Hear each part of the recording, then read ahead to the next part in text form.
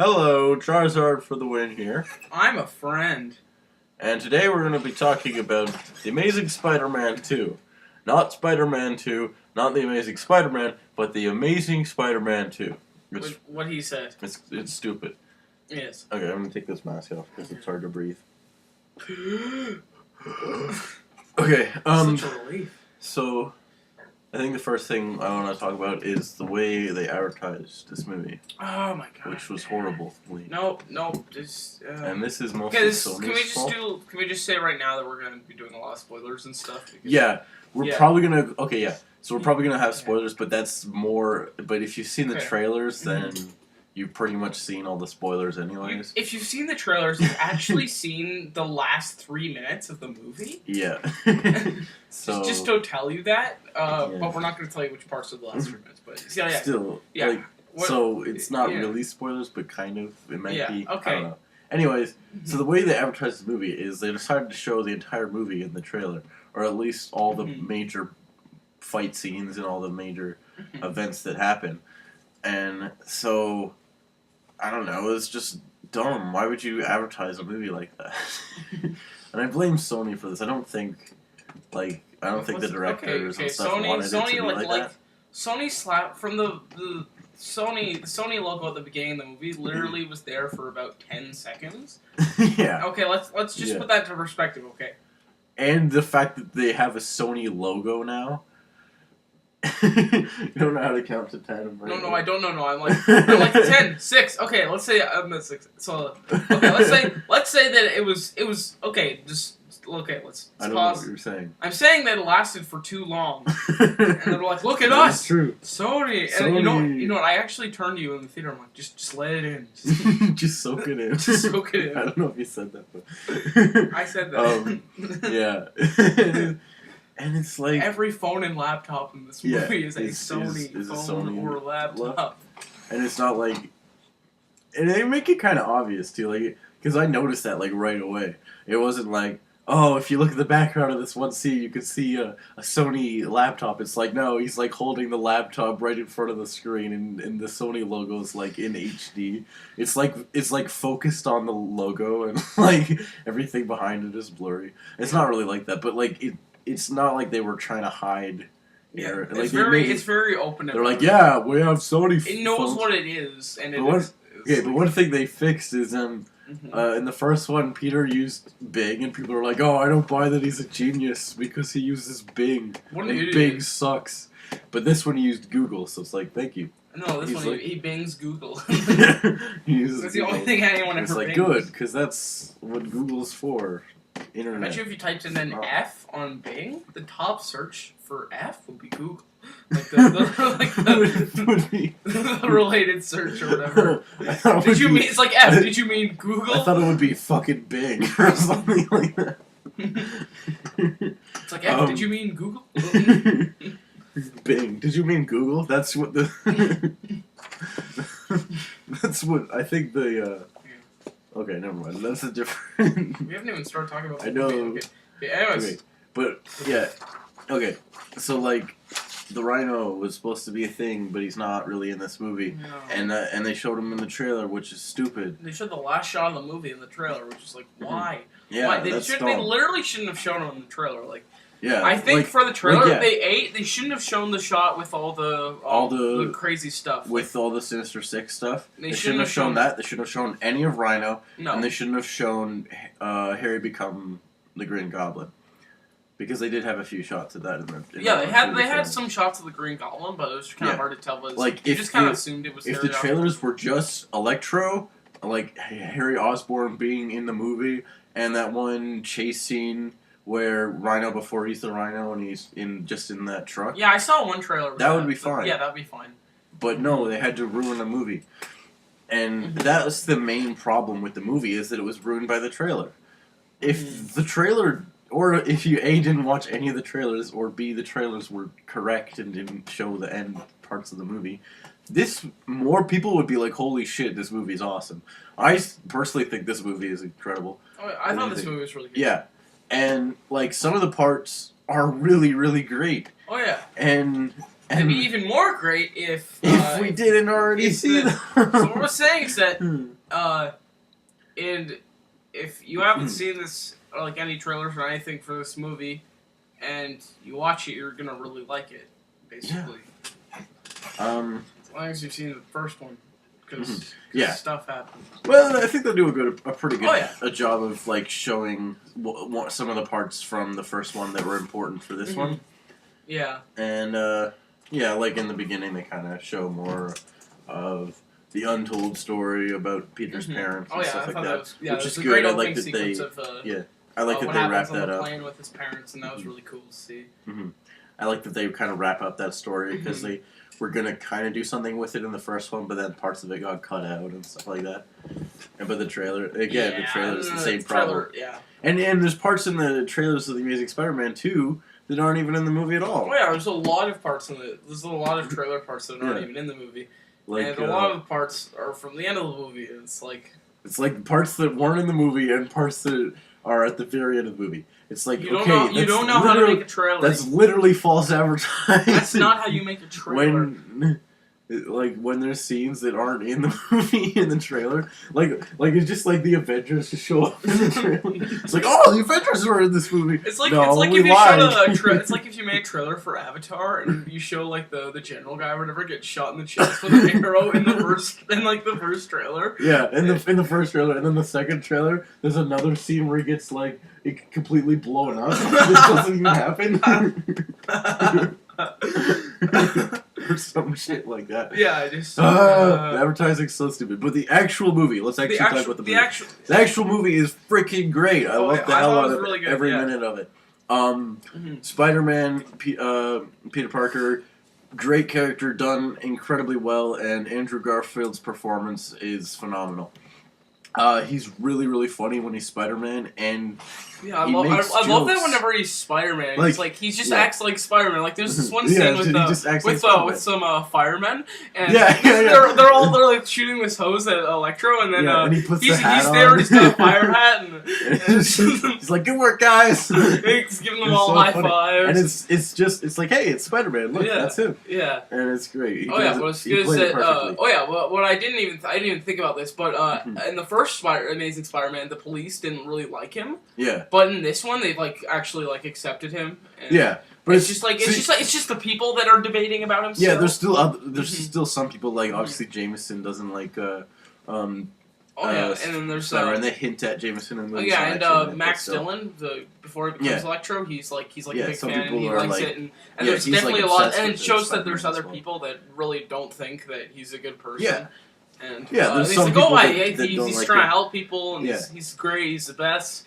And then they're like, yeah, you know what? He stinks, and I don't like him. But I like...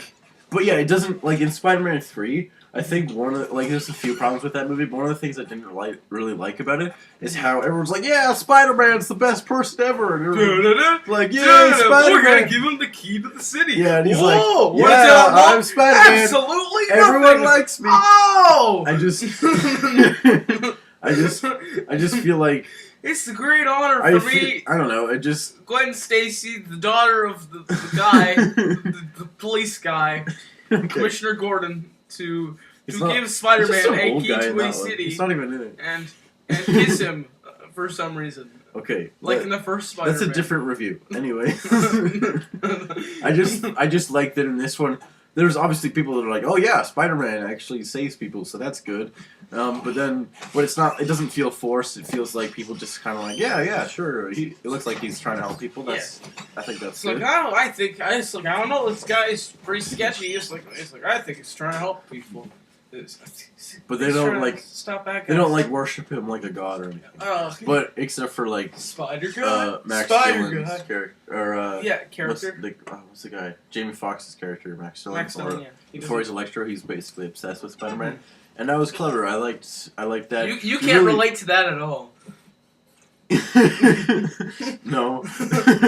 Yeah, I have the same from, wall. From your 4 Spider-Man posters in your room. In the movie, there's he has this wall with all these different posters and pictures of Spider-Man. Yeah, I basically. That's like Max and Spidey save the day. Yeah, it's like cut out of things. That's basically my wall.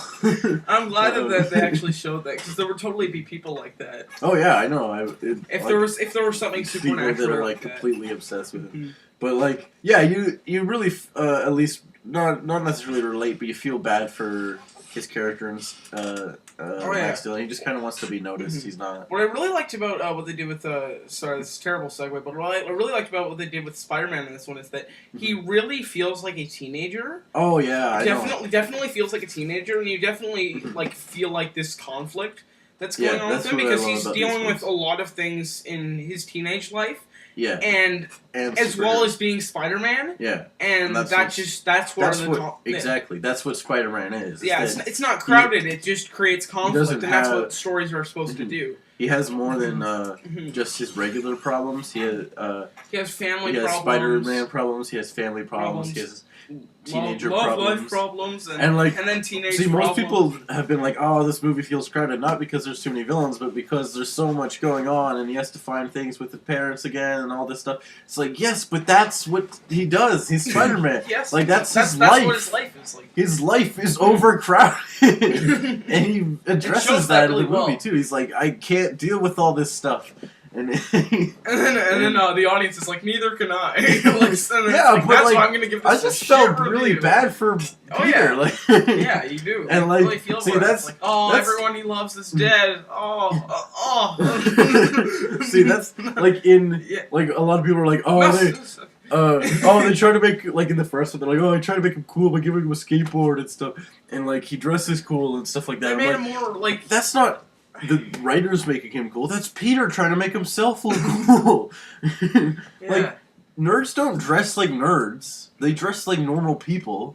Occasionally they have glasses. Yeah, they could maybe have glasses, but it's more about the way they act and the way the fact that he doesn't fit in. It's not necessarily that he's a really nerdy computer guy, even though he does do stuff with computers. He is really smart in science and stuff like that. It's just that he has trouble fitting in, and that's not really in this one as much because he's not really in high school, but it's part of the same mentality. It's all the same things. He dresses in hoodies and cool things because he wants to be cool. Yeah.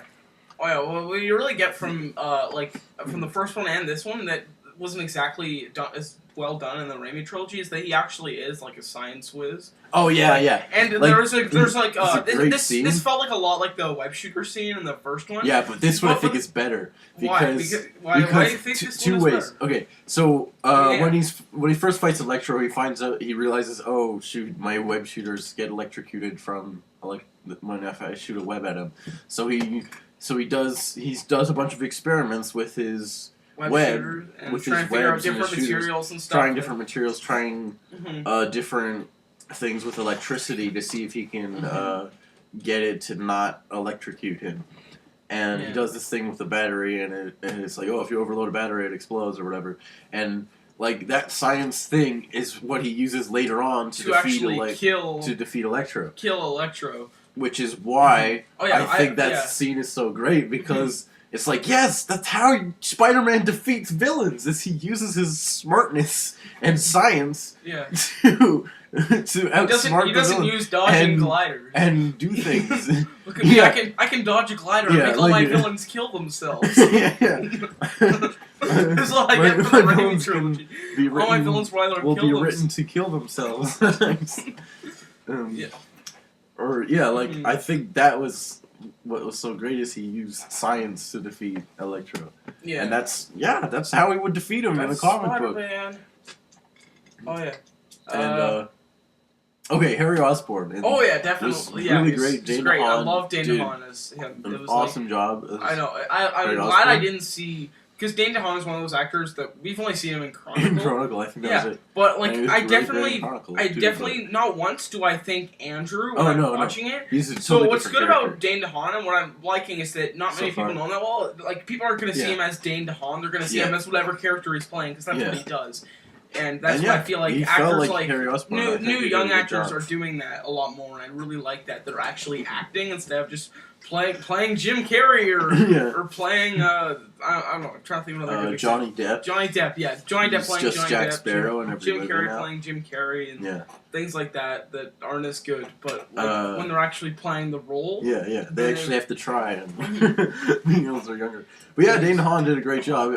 There's so many scenes where I can't help smiling because I know like, he was really enjoyable. You're so, even though like, for the you're most so, part he was enjoyable and like he's I sort don't know, of it wasn't exactly like he was likable at some he's sort of an anti-hero good guy villain type character. Like he's not exactly a villain for most of the movie, but kind of an anti-hero. Yeah. But like you really do feel for him a little bit, and like he is really funny at some parts too, and just entertaining to watch. Oh yeah.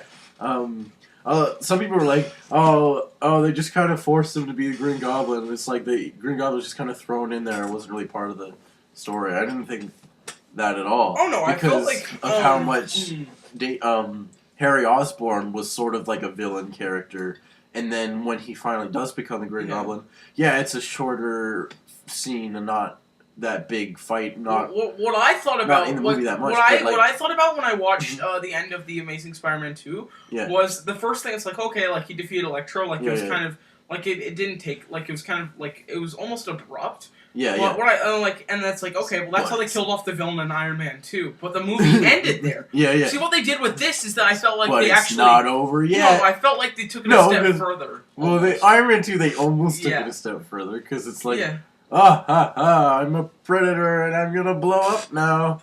And all my suits are gonna blow up, so then that'd take another like 10 seconds for Iron Man to solve that problem. It's like, but like here it's like because Green Goblin shows up and he's okay. Yeah. Gwen Stacy is very good in this movie as well. Emma Stone in this, and they do still have the chemistry between Emma Stone and Andrew Garfield. Yeah, because they're scientists. Because they're scientists. No, they're just kind of like chemistry. They're just kind of. I don't know. People just always use that line, and now I can't I can't. That's just the way I think of it now. It's like, oh, Andrew Garfield and Emma Stone have chemistry in Spider-Man. They were good together. It just doesn't. I don't know. Like cupcakes and muffins in a tin. But like they were very good together, and I like Emma Stone was very good. And one of the reasons I really like her as opposed to Mary Jane is she does shit. Oh yeah, and she doesn't. Oh no, I'm captured. Oh no! At the end of every Spider-Man movie, guess who they fucking captured? They're like Mary Jane. Oh no, save me! Help me, Spider-Man! Like help me, Spider-Man! Friggin' time. Oh no, it's me. I'm just that damsel in distress. But like here, she helps him figure out how to do the thing with his web so he doesn't get electrocuted, and she figures out how to stop Electro. Yeah, and it's like good. And she's helpful. She actually like she basically did the action. She just feels like more of a person. She's basically like the Grand Moff Tarkin to destroying what's the planet called again? Is it Alderaan? I keep thinking it's Druidia. Or Daldar, because she's basically like she killed Electro as much as Grand Moff Tarkin blew up Alderaan. Grand Moff Tarkin did blow up Alderaan. No, what I'm saying is that she like flipped the switch or whatever to kill Electro, and he pressed the button or whatever to fire the laser to blow up Alderaan. So she basically, did kill Electro. but with the help of Spider-Man and the help of a Death Star, like just. About as much as that, so she's useful. The point is she's useful, and she actually does stuff. She does things. What was the most Mary Jane did in any Spider-Man movie? She's like, oh, look at me. It's like, oh, I'm trying to get this acting job. Oh, I know it's embarrassing. I'm a waitress. It's so hard to get jobs when you just got out of college. And Peter's like, yeah. Oh, do you want to... Don't tell Harry. Do you want to grab some peanut butter cookies with me? This cookie's so good. Oh. I don't know what you're saying anymore. But yeah. You should. And yeah, Gwen Stacy is generally a better character in the comics as well, which fits. They killed her off. It's interesting. They cut a lot of stuff out of this movie, and there's even supposed to be things with Mary Jane in The Amazing Spider-Man 2. Shailene Woodley. Apparently was playing Mary Jane. I don't know. Anyways, that whole thing was removed, and there were other scenes we know were removed because they were in the trailer, but not in the movie. But, like, I feel like what was in the movie was really good. Oh, yeah. And, like, Oh, yeah. I think they managed to keep all the parts that were Oh, yeah, I felt like essential to you know what, like the part where he figures out like stuff that with his parents, that didn't really feel more like a sub, like, I don't know, it didn't really feel like very, like a very important, No. like a whole separate plot. Just felt like it was part of the grand scheme of things, almost. Yeah. Because it's what his dad says to him is actually what turns Harry into the Green Goblin. Yeah, exactly. What his dad says to him is what makes him. What explains why he's Spider-Man and why Harry Osborn is a goblin. Mm-hmm. And it does kind of... everything does have a relevance that you can link to something else that happened in one way or another. That was almost the least important, but it does wrap up the one thing from the first Amazing Spider-Man, and that's why I think it's definitely essential to have. There's one, like, really short thing that I think they should have cut. Do you remember when all the lights and everything go down in the city because Electro took all the electricity out of New York, and there's these planes that are like, oh no, we can't see each other, we're gonna crash, and then they're like, at the last possible second. Like, you know what I said to I know other what you people? said. I'm like, the snowbirds do it again. I've done it again. Just, it's like that was completely unnecessary. Like, that did not need to happen. Because they had other things that were happening, and if those planes crashed, I wouldn't have cared at all because those planes crashing into each other was like a Green Goblin at the end of the first Spider-Man. Like, I'm gonna kill this fairy of children. No, it wasn't like that. That's essential to the plot of the first Spider-Man. No, but it felt more like it's like, oh, like there's a lot of innocent people. You don't know them, but they're gonna die. Right. Kind of thing. Yeah, but like it was so short that it's like, why do they even have that? Yeah, you're right. That I think they should cut. I actually forgot about that. Exactly. That's why I think they should have cut it. But other than that one short, like 20-second clip, everything else, like I really feel is completely essential to the plot. And I think I feel like Mark Webb is like, oh, I'm going to do this really cool Spider-Man movie, and then they're like, hey, you have to put Mary Jane in there, and you have to put this guy in there, and he's like, okay, I'll try to do that, and then it's like, oh, sorry, we're getting Mary Jane out of that movie, and we're going to put a bad trailer for it and stuff. It's like, he's like, why would you do that to my movie? Why are you doing this to my movie? Why do you do this? And he's just, I don't know if Mark Webb, I don't know if it's actually... I just feel like Mark Webb and maybe some of the editors are like trying desperately to put together a good movie when the people at Sony are just like throwing crap at them.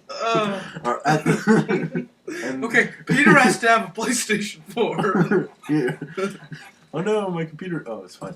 It was your computer. Like I feel like that's gonna be like the next one. He's like, oh, I'm playing the new Amazing Spider-Man game on my PS4. Buy yours today. Yeah, okay. Can we talk about Gwen dying? Yes. Okay.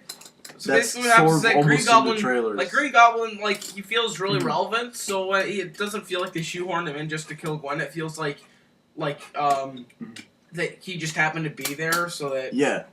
And it's like... he doesn't exactly intentionally kill Gwen, she just kind of dies from... He was still going after Spider-Man. Oh, yeah. He was just attacking the heart first. Or something. We attack the heart. Okay.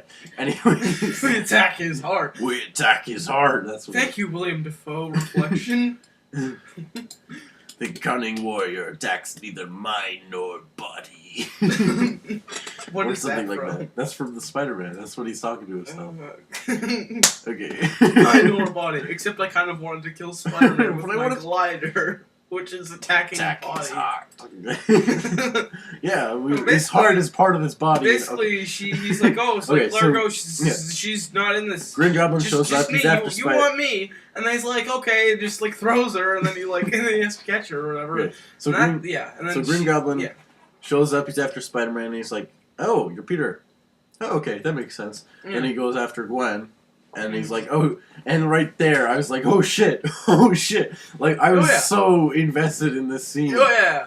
I was like terrified for Gwen's life. Oh yeah, no, well, as soon as he's there and Gwen's there too, I'm like, holy shit, Gwen, just Go, Run, go, run. go, no, Yeah, run, yeah, run, I so we know. can't kill you. And then Get out of there. you get Gwen. He flies up to the building. They're fighting on the top of this building. Gwen almost falls like 3 or 4 times. No, what happens is that And he catches her, smashes her thing, and then as soon as they hit the bottom of the thing, they notice like a pumpkin bomb there. Yeah, And then which it is explodes, great. and then she falls off the thing, and he spins Yeah, the web, and then she's fine with her fighting and stuff, and then she's about to Yeah. fall, so he grabs her with the web, and then he gets knocked out with the clock thing, and Yeah. then I was just like, the gear the whole thing time. crushes, breaks the web, and then The scene was the so whole intense. clock tower is falling apart now. Like all And these then- gears and stuff is falling Yeah. with Gwen. And then he defeats And then- Goblin. The yeah. thing snaps, and like Gwen's falling, and she's just like, And then there's all in these slow gears motion, and there's all these stuff. gears everywhere. He And just spins like the that web. moment is just like, holy shit, Yeah, so it's like, no. great. Like I know, and it's like- you know she's not gonna make it too. No. What was Which great is about that horrible. moment is that you But actually, you want her to make it. No, That's no, the you thing. know what's great about that moment is that you actually don't know if she's going to survive because of how realistic they've built it up. Yeah, I Like know. that, Like that that's this what I mean. isn't candy coated. Like yeah, it's not like Yeah. that's the way they do it. It's like oh shit, she's gonna die. But Yeah. like you don't want her to die. You're like, please be alive. No, but then And then what's great is that he spins the the web. web. And there's like all these gears. I'm like, oh, It's like like- it'd be funny if you like it's a gear or whatever, and he like pulls it up and it's just a gear. Oh darn it! But like yeah, and then but just he the catches web going in like super like the slow mo. There's a lot of slow mo in this movie, but Yeah. it's done well. And, And this scene is one of those like it's just this Yeah. holy shit moment. And like the way the web was coming, it almost looked like a hand grabbing out. I don't know if they meant to do that, but that's what I thought of it anyways. I thought like, I was just like and then boom, too slow. It's and like snap no. her. He actually grabs her, but then she goes like Yeah. against the ground. I don't know. Like I thought her neck was broken, but some other people were saying like, oh, she like smacked her head on the ground. I don't know. Either way, I thought that I think she. I was just thinking her neck was gonna break because that's how it happened. I thought that she whiplashed and hit her head against the pavement. Yeah, it was So kind of one of it went those really things. One of that those things. that part killed her. went really fast, so Yeah. it's hard to tell. But like then he's like, "Oh shit, Gwen, please don't be dead," and like He's like, and you're, I was you're- just he's like- like you're okay and stuff, and it's like no, she's Yeah. not. It's I like was you're just like, oh, oh. that's so. But like it And then was they so cut to, sad. and then they cut it to was and then they cut incredible. to like a funeral, and it's like, oh, Uh-huh. I'm like, oh shit, this movie's got balls. Yeah, but like That's I what I'm was- thinking. I'm like, wow, they just did that. That's awesome. Yeah. I'm loving this. And what happens And is that they did it incredibly is then well. there's and, a funeral, yeah. and it's like they're all sad. The funeral was during the day, which is good because all the other ones are if they're during the day, they're raining. It's raining. Yeah. But yeah, this one, hmm and I was just like, shit, because And then he Damn. vis. and they did kind of build it up throughout the movie. Like, Oh, it's yeah, like I can't be with you. You're too. I need you. You need to leave because It's too damn good for me. you could 'Cause I'm die Spider-Man. basically. And he sees Captain Stacy throughout the movie as well. Like, cause he's kind in of crazy flashbacks. almost. No, he's not crazy. He just sees Captain Stacy like standing with the Gwen, like the Stacy family. I think it makes sense. It's Yeah. just to show that he's like still thinking about what happened to him and stuff. And like it's weird. What I was thinking was like, wouldn't he see Uncle Ben? Because that's the main thing that would he would think about because Oh yeah. his Uncle Ben is basically his dad. Mhm. But like, and I realized about halfway through the movie, that Martin Sheen was not cast in this movie, so they couldn't show Uncle Ben in it, Oh yeah. and that's the only reason he's not in it. So yeah, I'm pretty sure that's. Otherwise, they would have probably had him in one or two scenes. Mhm. But yeah, like, and then when after Gwen's died, they have the funeral, and Yeah. he's just like sad, standing there for And it shows him. for like a year almost. Yeah, it shows him several months or almost a year something. goes by. Basically, it just shows It him shows during all different- this like different during seasons different like and stuff seasons like and that. stuff like. Which is just pretty cool. with her- And a lot of people are saying, "Oh, they should have ended the movie right there," and that would have been kind of cool, I guess. That would have been I would've been like, what? Oh. yeah, everyone would be like, "What? That's the end?" And then you just would have like cried. But like, what was great is I that they actually left it with hope, and I think that was good. Mhm. And the only problem with the scene where it's like, "Oh no, I'm gonna be Spider-Man again." That scene is like in the trailers, so That's the I problem. love that scene. No, I thought it was awesome. That was probably one of my favorite scenes in the entire movie. It was just that they showed it already, Yeah, so people were like, can we talk about the scene? Because I think that scene was like freaking. It was amazing.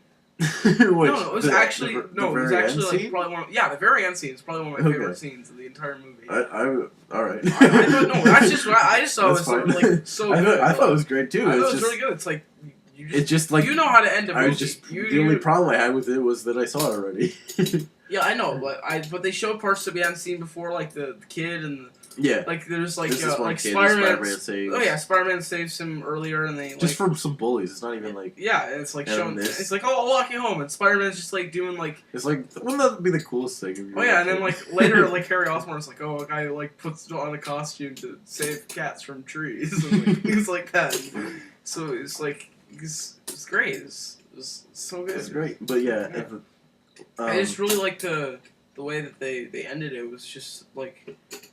It's like because Gwen was like the valedictorian or whatever, and that was great. And she's really like, good. And she had like the speech or whatever, and he has like a memory stick with the speech, so it's like playing the speech. So yeah, he watches the speech. So he's watching, so it's playing the speech, and it's showing all this. Talking about it's showing like, and I really like this. And we gotta have hope. And then it's like, and it's like showing like the rhino and stuff, and he's wrecking shit, and then it shows like Peter, and he's kind of sad and stuff, and it's like, oh, he thinks. Like and then he's like and then what happens is that there's this the kid he saves or whatever is he dresses up as Spider-Man, and he just kind of like confronts this big metal beast, and you actually buy that you kind of buy that he would actually do that. No, and that the mom is actually a good mom because like he goes under like really fast under the police line or whatever really fast, and she's like, oh shit, like 2 seconds after, like she doesn't keep watching and doesn't notice, like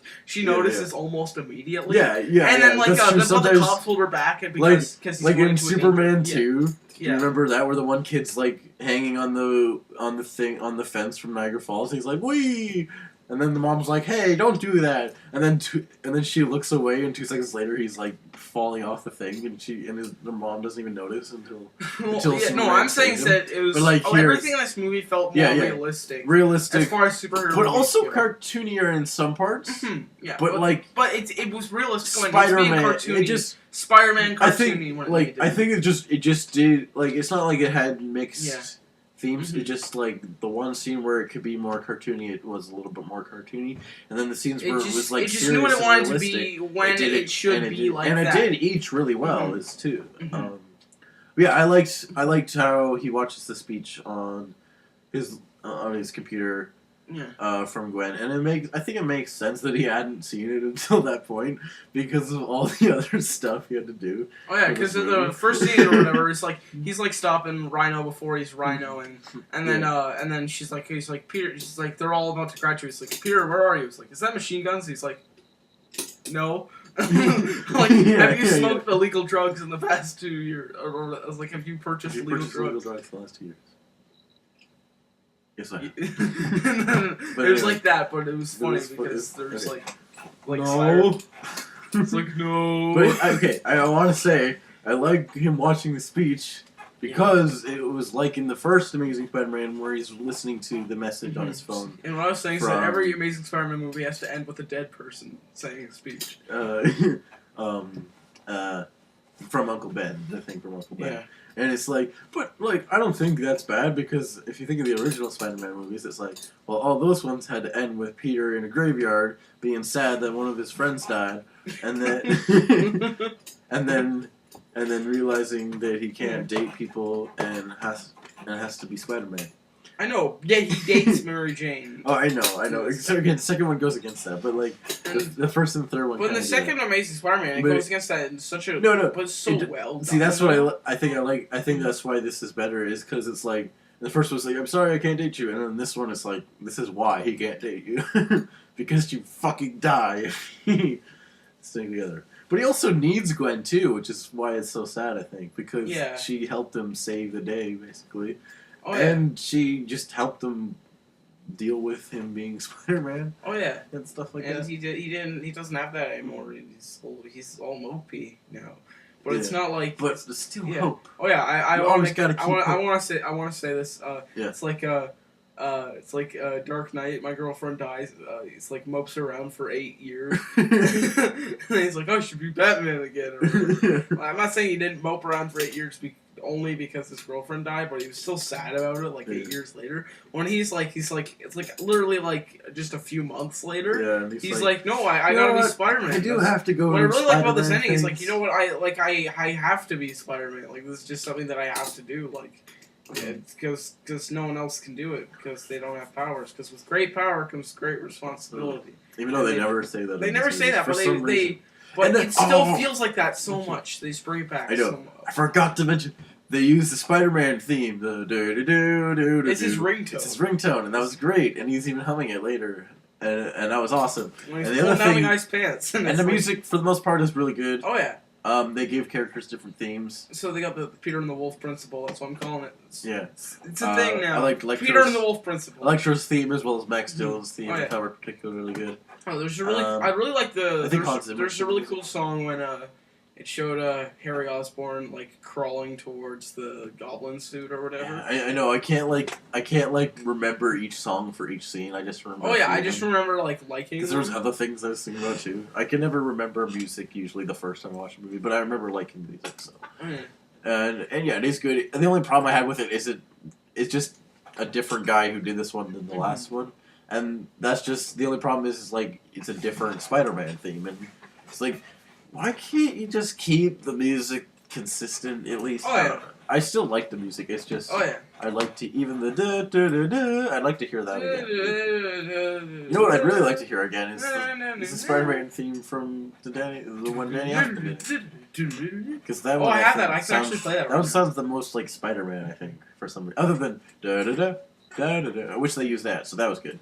And the other thing they used really well is Electro's bouncing off these metal things, and he's making noises. They're like electrical things, basically. I don't know. Anyways, and I didn't notice this right away, but he was playing the Itsy Bitsy Spider. I didn't notice it at all. Wait, how's it go? Yeah.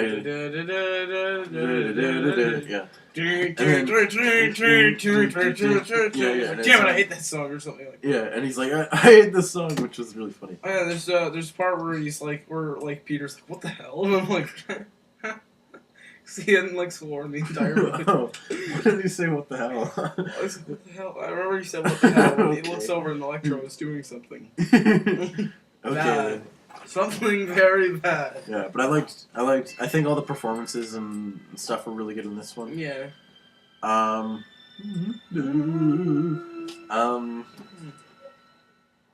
you made me forget what I was gonna say. I guess you said something about performances being really good. Yeah, I know. I just wanted to say that I think everyone did a good job. I think. I know that one guy from. Oh yes. I remember now. Alistair or something? Yeah, Alistair Smythe or something like that. I can't remember exactly how to pronounce his name. Anyways, they had him. They had Felicia Hardy. They just called her Felicia. But these characters didn't really do that much. They do more in the comics. Maybe they'll do things in the next one. I don't know. I think Alistair Smythe might have died, actually. But either way, I like having these main Spider-Man characters as these non-important side characters. Because it feels more like the Spider-Man universe. Yeah, it feels more like...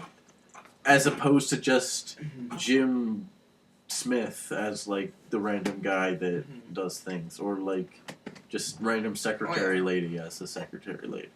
I like, even though they don't really do things in this one, it's just like, hey, I know who that character is, and oh, hey, I know that character. It just feels more Spider-Man-ish when you have more Spider-Man characters in the movie. I think that's the only thing I might not have liked about the first one is it's you didn't have J. Jonah Jameson, you didn't have all these other guys. They didn't have J. Jonah Jameson in this one, but they had him send an email. They mentioned him. They mentioned he exists and stuff, and they did have Peter even sending photos of Spider-Man to the Bugle, which is great. And he actually is I sold a picture of the Bugle, so money. Well, I think the money problems felt very different in this one from the original. It's just because they didn't have as much time to focus on the money problems because there was a bunch of other things going on. But that's again, I think that's a strength. I think that's a strength. Trilogy of Spider-Man, I feel like there's a lot more things where he's like, oh, I'm gonna there's a lot more of these kind of strange type scenes where he'll be like, "Oh, I'm having a birthday party with my friends," and "Oh, look, I went to this show to see my friend do something," and they just feel like not really like very comic booky. They feel more like like real life. Yeah, like real life. Boring like real life.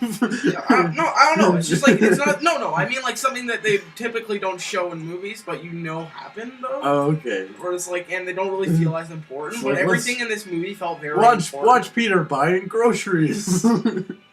Things like that. Yeah. Brushing his teeth. He actually did that. I did that in the first one. Okay. But it was I think we've talked about Spider-Man for enough. I really did like The Amazing Spider-Man 2. I thought it was maybe I don't know, one of the really good Spider-Man movies. Incredible job with most of the characters. It is sort of crowded, but I think that's a strength. The main flaw of this movie is it is ruined by the trailer. So try not to watch the trailers if you can. I don't know. For the next one, I guess. Because it's too late for this one. Anyways, that's all I gotta say. Thanks for watching. I'm Charizard. I'm Spider-Man. I'm a friend. The end. Subscribe.